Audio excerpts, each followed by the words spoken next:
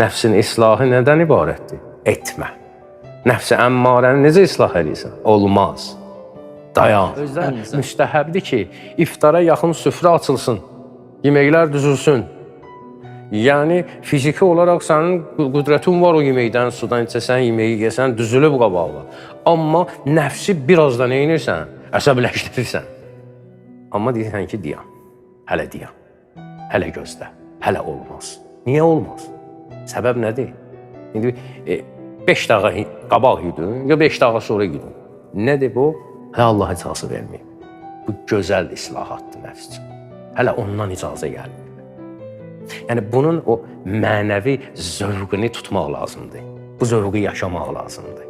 Ələl-xüsus iftar açılan vaxtı. Və yaxud da ki, hələ imsaqda da həmçinin.